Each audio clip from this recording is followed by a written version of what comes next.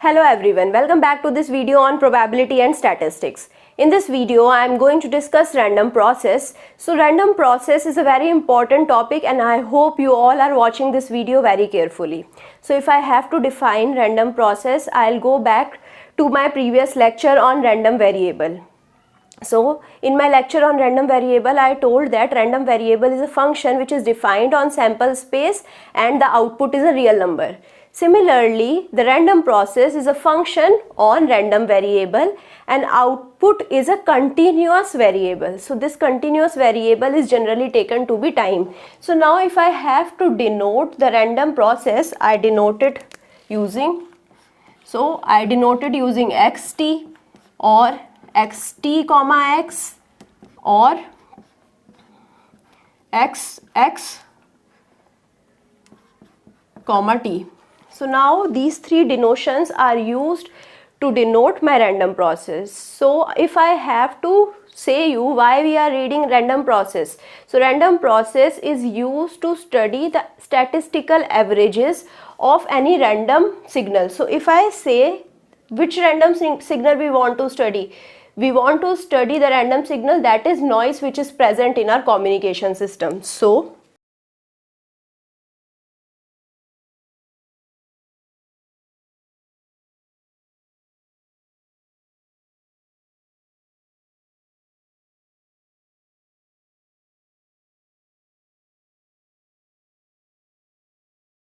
So now it is used to study the statistical parameters of random signals like noise in the communication signal. So now if I talk about the statistical parameters, I hope you remember what are the statistical parameters. The statistical parameters are mean, variance, autocorrelation, PDF, CDF. We'll all discuss about all of these parameters in this video. So first, if I talk about the noise in the communication system. So noise is a random signal. So I can say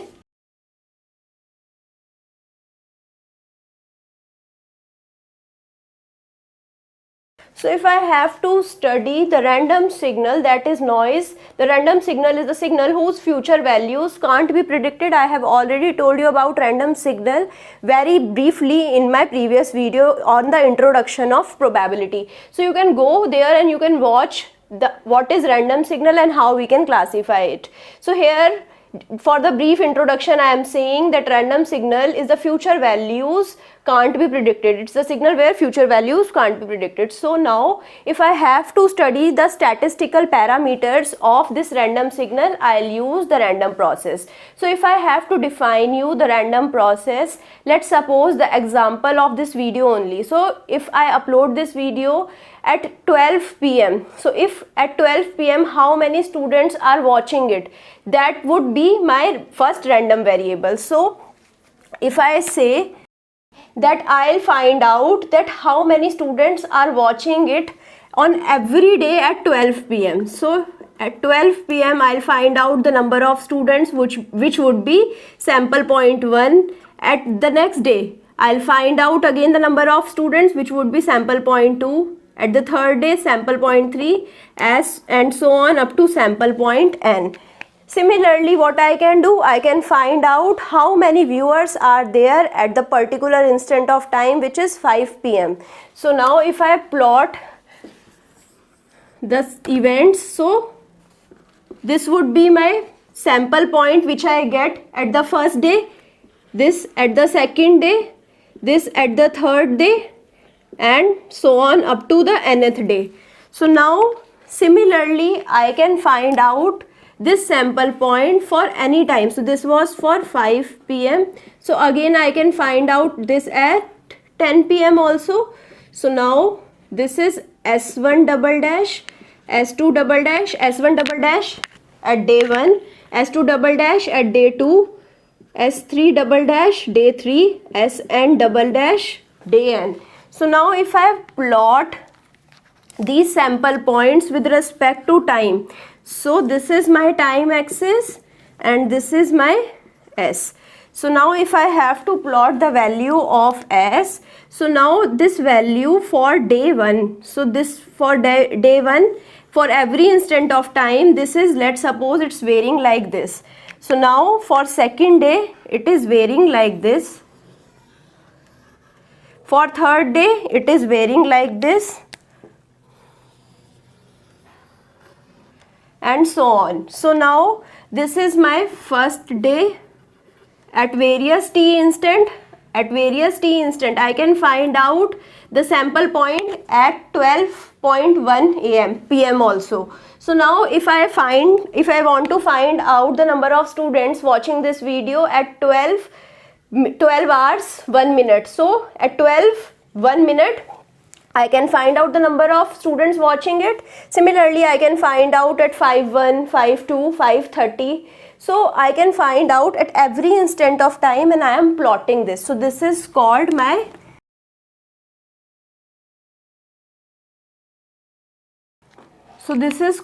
sample function. So this is also denoted as x comma t. So now with respect to time, I am denoting these values. So these are called my sample points. So now if I have to define the random process is, so what can I say? The random process is the projection of the random variable with respect to any continuous variable. So now this continuous variable is generally taken to be time. So I project the random variables on time and I'll get a signal type. So this signal is called sample function, and this sample function is denoting my random process.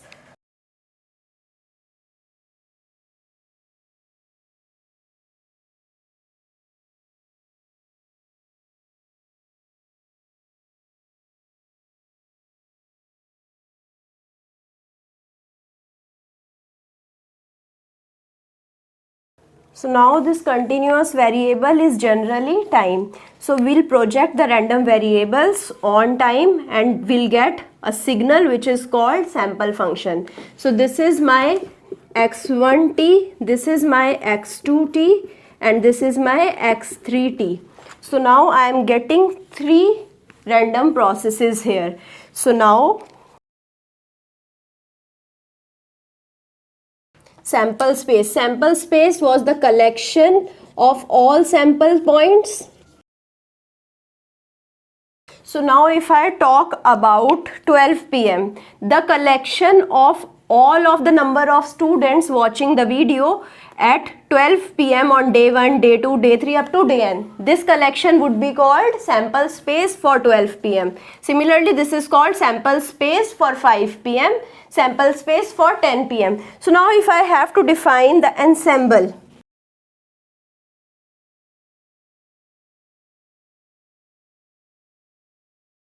so ensemble is the collection of all sample functions. So if I take this recording for infinite number of days, I am counting the number of viewers at every instant for infinite number of days. So the collection of all the sample functions is called ensemble. So now I hope you understood what is ensemble and what is sample space and how the ensemble is different from the sample space. So now if I talk about the random process is also called stochastic process. So now don't get confused when someone says what is stochastic process. You will be saying stochastic process is same as random process. So now don't get confused that what is stochastic process. So I hope now you understood random process. So now we will be discussing about the various parameters of the random process. So first I will start with the mean.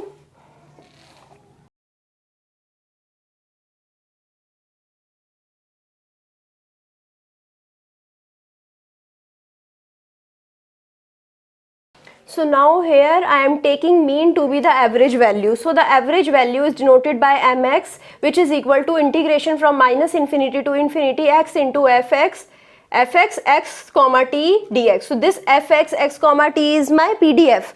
So in my previous videos also I have denoted small f with PDF. So this is also representing my PDF only. And now I am taking t to be constant. So Now let's understand what is this mean denoting. So I am taking t to be constant. So let's suppose I have this t1 and this t2. So now if I have to find out mean, I'll find out the values of the function of PDF. So this function I'll find out this value, I'll find out this value, I'll find out. So I'll find out all the values at time t1 for the sample functions. So if I take the n values of the n sample functions at time t1 and I'll average them at this instant, then it is called the average. Similarly for t2, I can find out the average of every sample function. So I can find out the value here, here, here. The average of the every value at the same time is denoting my average at the constant time, which is the average or the mean value with respect to x. So now I can find out mean with respect to time as well. So now this was denoting how many average students are watching my video at the particular instant. So let's suppose I need to find out at 12 p.m. So at 12 p.m. how many average students are watching my video? So I'll find out using this average. So now similarly I can find out at 5 p.m. how many students are watching. So this thing I can use for my statistical analysis. Similarly, the time average. The time average is showing me the average viewers on a particular day. So if I find out the average over all the times for a particular sample function, that is called my time average. So now if I have to find out the time average, it is represented like m of t. So it is from minus t by 2 to t by 2. Now this t, limit t tends to infinity. So now here I am taking the integration over dt. So I hope now you differentiate what is the average value and what is the mean value with respect to time. So now if I have to find out the mean value with respect to time, I'll watch the viewers on every instant on a particular day, and then I'll find out the average with respect to time, but the time should be tending to infinity. So I cannot take the time interval of 1 hour. The time interval should be very much, and I should take the small gaps in between two readings. So that time I'll get the correct prediction of the day viewers. So now if I have to find out the particular day viewers, I can use the mean with respect to time. So here I was using this term which is called the PDF. So this PDF can be denoted using the cumulative distribution function. So the cumulative distribution function is denoted using CDF.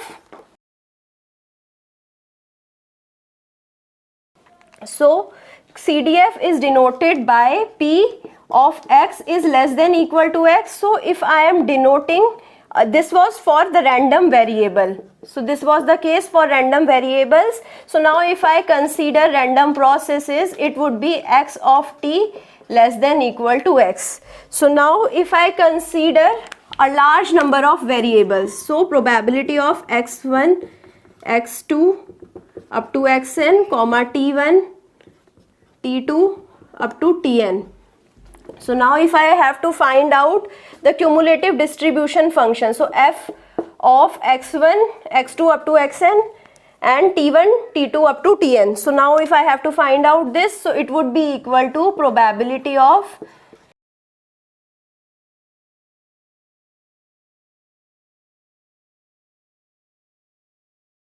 So the cumulative distribution function, which is denoted using capital F, x1, x2 up to xn, t1, t2 up to tn, is denoted using probability of xt less than x1, xt less than x2, so on up to xt less than xn. So now if I need to find out PDF, PDF was probability density function. So PDF is denoted using small f. So small f x comma t. So for different values of x and t, I am generalizing it as x comma t.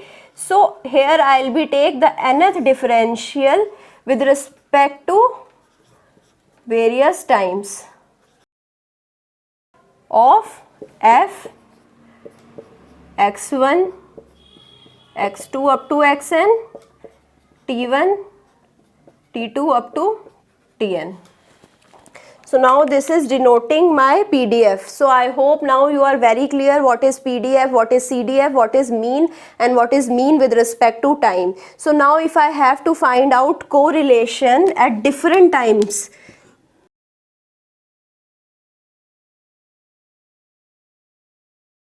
so now this function gives me correlation at different times. So now what does it mean? So if I need to find out the correlation between the number of viewers at 12 p.m. and the number of viewers at 5 p.m., how I can find out the correlation between the number of viewers at 12 and 5 p.m. I need to know this so that I can plan my videos accordingly. So now if I know the correlation between 12 and 5 p.m. so I can know this correlation using this function. So r t1 comma t2, so t1 instant I can choose, t2 instant I can choose, which is equal to e of x t1, so that the random process at time t1 multiplied by random process at time t2, and I am taking the average of it. So now coming to the next statistical parameter, which is very important, so that is called the autocorrelation function. So these are all the statistical parameters only. The mean, the CDF, PDF are called the statistical parameters. So the last statistical parameter is autocorrelation function.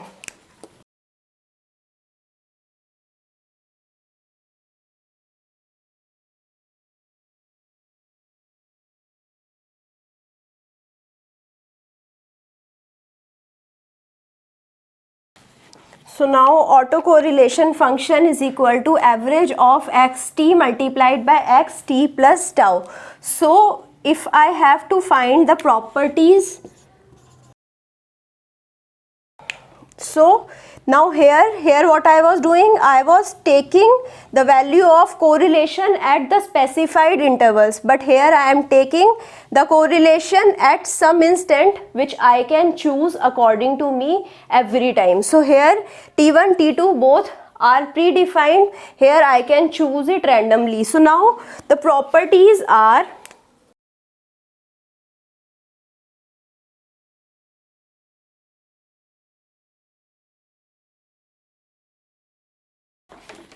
so there are two properties. First is the symmetricity property, where it is defined that Rx tau is equal to Rx minus tau, and second property is denoting that the maximum value is at tau is equal to 0, which is Ex square 0. So this is my maximum value. All of the values would be lesser than this value only. So I'll stop my discussion here. I hope you understood all of the things which I discussed. This video is really important, so watch this video once again if you have any doubt, and still if you have doubt, you can put your doubt in the comment box. I'll try to resolve it as soon as possible. So I hope you like this video. If you like it, please share it with your friends, and also subscribe the channel and push the like button. Thank you.